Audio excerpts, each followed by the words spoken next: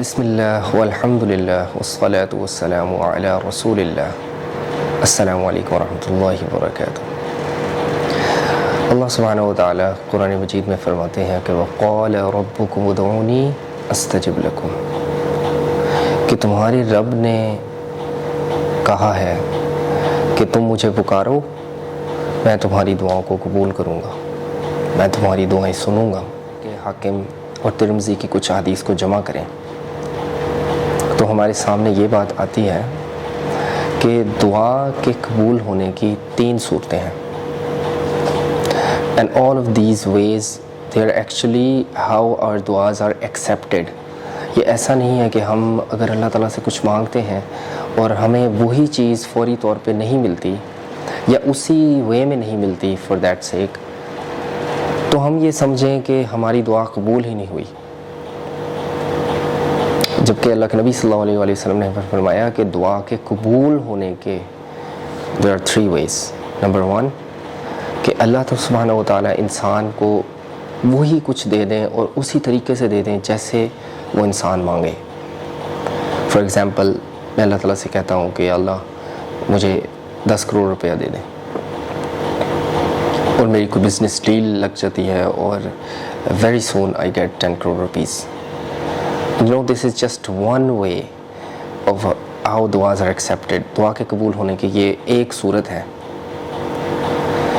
And دوسرا کون سا طریقہ ہے دعا کے قبول ہونے کی؟ دوسری کیا صورت ہے؟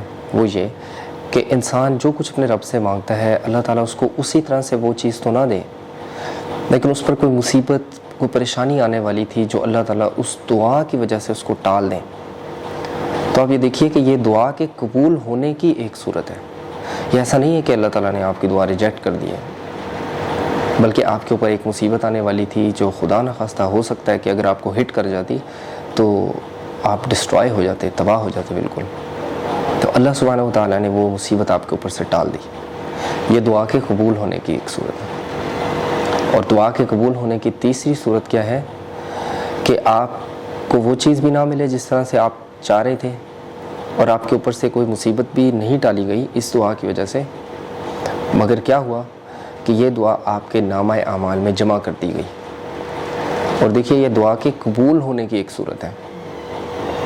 اور جو اس طرح کی دعائیں ہیں ان کا کیا حال ہوگا کہ قیامت والے دن جب even a single penny of a weight would be like a lot، تو لوگوں کے اعمال تولے جا رہے ہوں گے، باپ اپنے بچوں کو پہچاننے سے انکار کر دے گا۔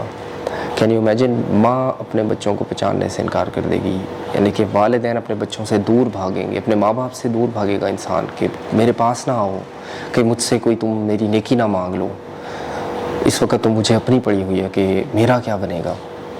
تو ایسی کیوس کی صورتحال ہے، اور انسان جب اپنا نامہ اعمال دیکھتا ہے تو اس میں بہت ساری نیکیاں ایسی لکھی ہوئی ہیں جو وہ پہچان نہیں پاتا کہ اللہ یہ کہاں سے آئیں۔ اس وقت اس کو بتایا جائے گا کہ یہ وہ دعائیں ہیں جو دنیا میں تو نے مانگی اور اس طرح سے قبول نہیں ہوئی جس طرح سے تو چاہ رہا تھا، بلکہ تیرے نامہ اعمال میں اجر کی صورت میں لکھ دی گئی۔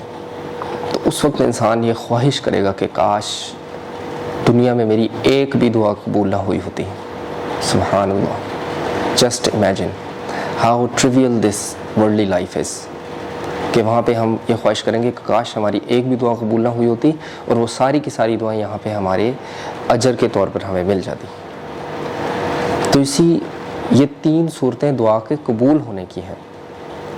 اینڈ دعا کا قبول نہ ہونا this is a very rare situation, اور فار اے دعا to not to be able to be accepted by اللہ سبحانہ و تعالیٰ، this needs to be a very very bad دعا، کہ آپ کسی کی بدخواہی کی دعا کریں، کسی کی ڈسٹرائے ہونے کی دعا کریں کہ وہ اللہ وہ تباہ ہو جائے، یا کسی کے خلاف ایسی دعا کریں جو اس کو شدید نقصان پہنچا سکتی ہو، تو ایسی دعا ہے جو قبول نہیں ہوگی۔ اور اس بات سے اندازہ کیجئے کہ رسول اللہ صلی اللہ علیہ وآلہ وسلم جن چیزوں سے اللہ تعالیٰ کی پناہ مانگا کرتے تھے ان میں سے ایک وہ دعا تھی جو قبول نہ ہو۔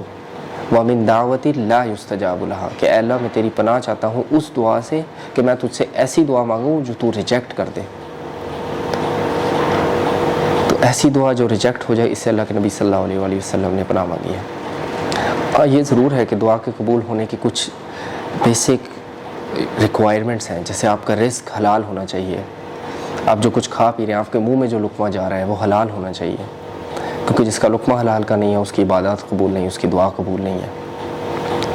اور اسی طرح حضرت عمر بن خطاب رضی اللہ تعالیٰ عنہ, ان سے ایک روایت ملتی ہے کہ جس دعا کے ساتھ درود شریف نہ پڑھا جائے وہ دعا ہوا میں معلق رہتی ہے, یعنی کہ آسمان تک وہ پہنچتی ہی نہیں ہے.